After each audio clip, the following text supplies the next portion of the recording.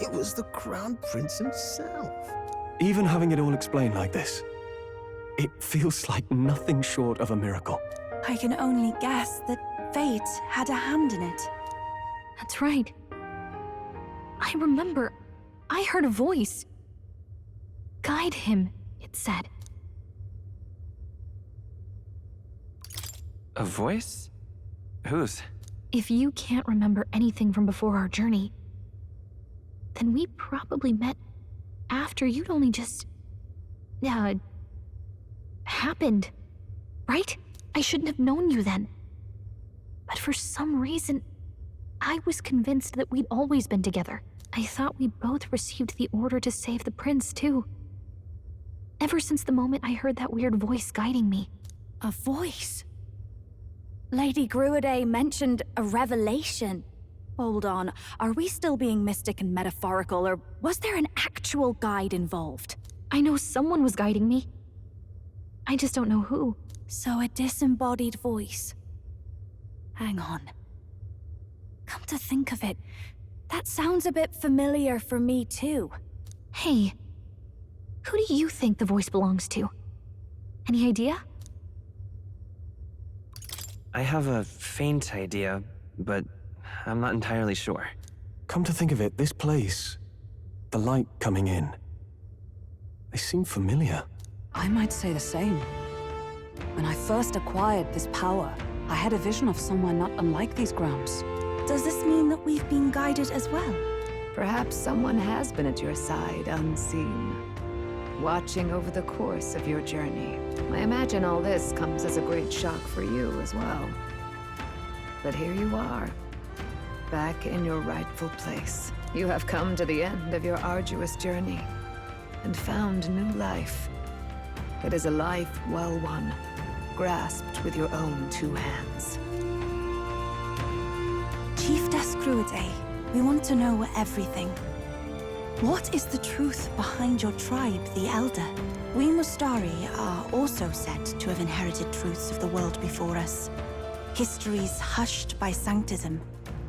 But this village, it is something altogether different. I myself feel a strange familiarity here. A lost haven underground, yet letting of the sky's light.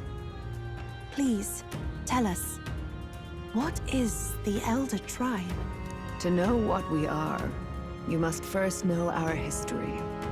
Come to the altar room past the door. I'll wait for you there.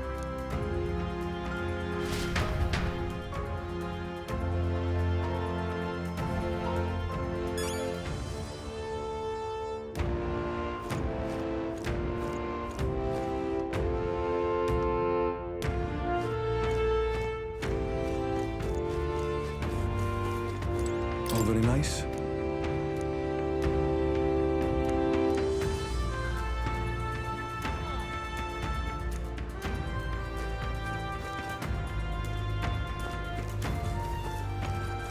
Oh.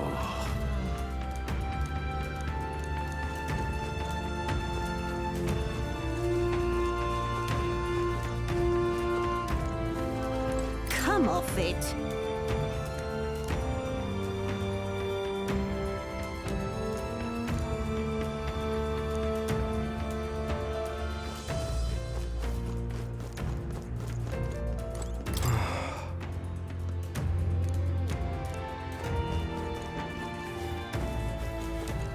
Oh, now this I can't believe!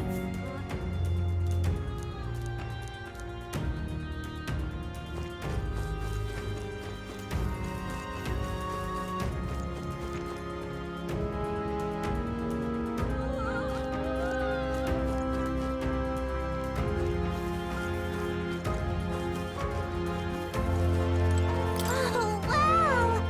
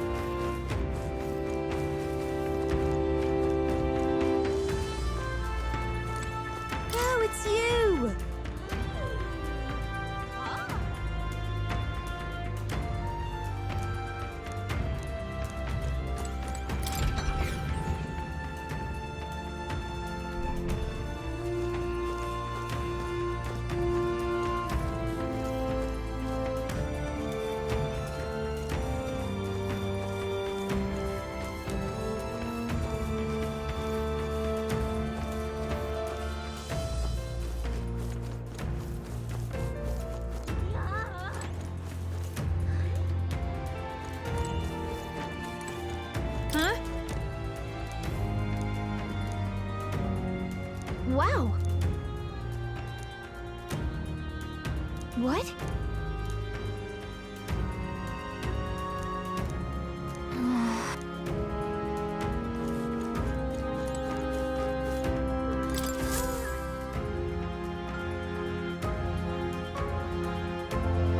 Does this depict the Elder tribe?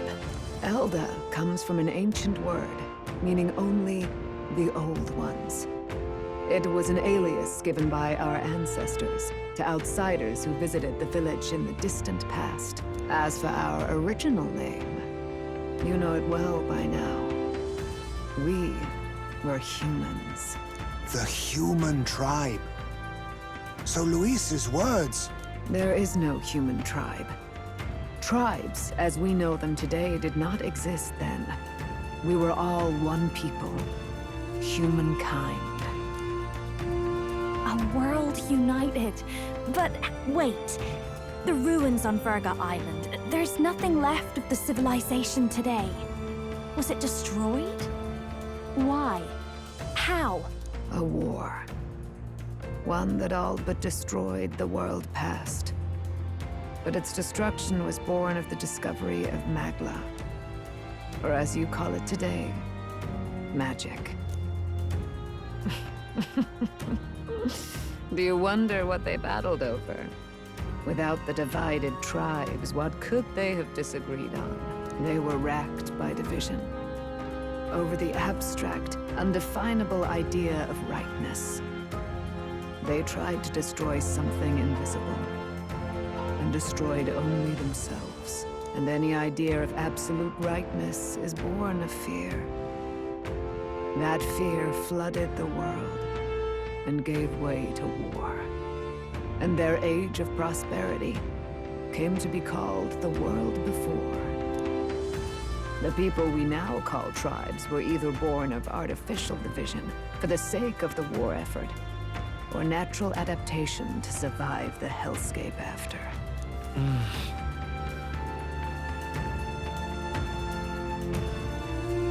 Unbelievable. We've met plenty of people caught up in pointless conflicts. Given the choice, I know they'd rather live in a world without tribal division. And yet the truth is, that world's already fallen apart. More than that, it's how we all got here. Such drastic physical changes would normally have taken eons to effect. Accelerated by Magla, however, it was only a matter of a scant few centuries. You understand now, yes? We, the Elda, are the survivors of the old world. Our ancestors fled the flames of war and thus escaped the ensuing divisions.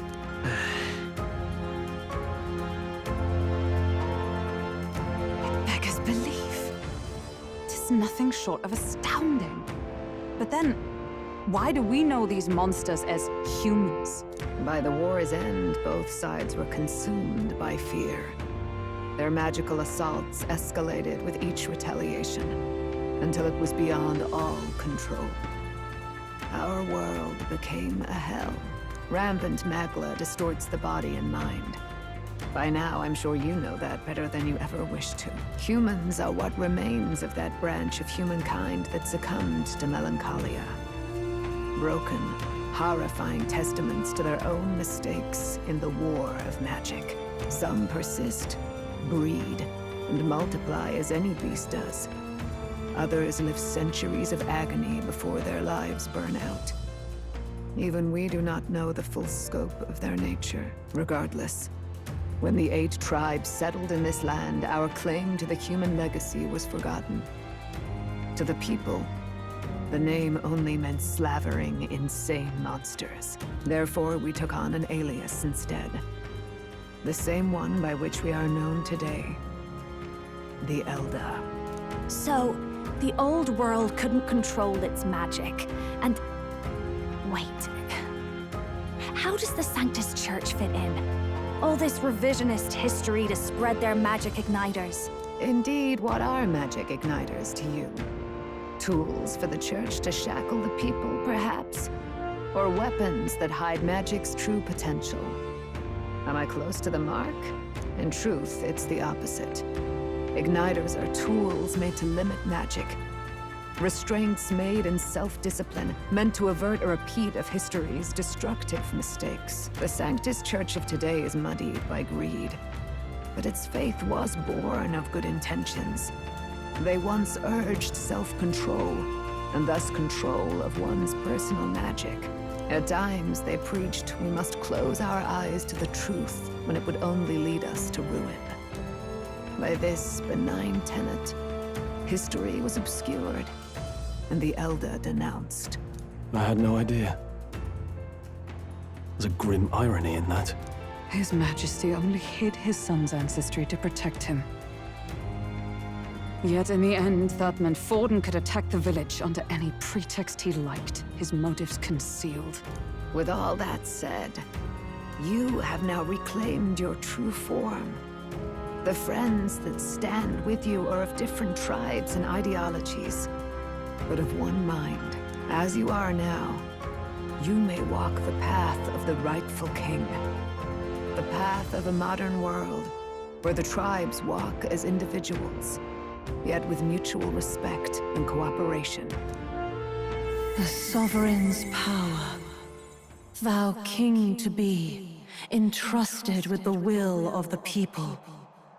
To bear their hopes is to be their rock in the storm, and to face anxiety in their names.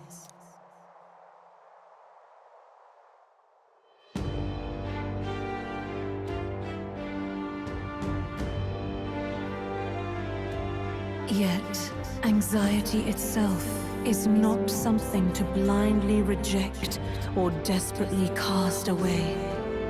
It begins with a simple thing, acknowledging its existence. Accept thy weakness, walk forward alongside it, and thou wilt grow strong and true in its company.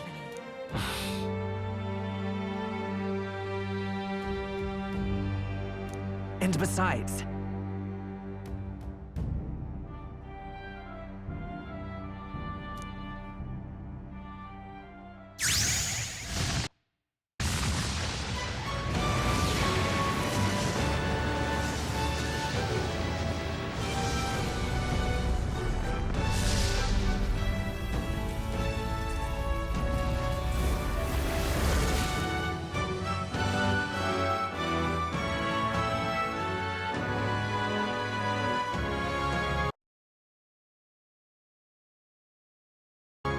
let's do it.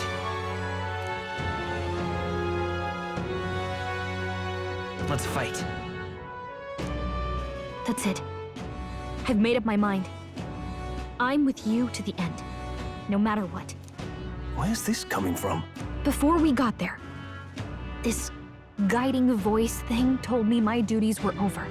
But what am I gonna do? Just go, okay, bye? Especially after we've come this far together? No. I'm going to face Luis with you, even if it is scary. Even you've got to cope with anxiety, eh? I realized something in our travels. Anxiety can lead people astray. But overcoming it makes a person stronger. There's always anxiety in the unknown. I know what it's like to be afraid of something I don't understand. That's why I think it's my duty to help people face and connect with their anxiety. Is that okay? From now on, it's not about orders. I'm with you, because I want to be.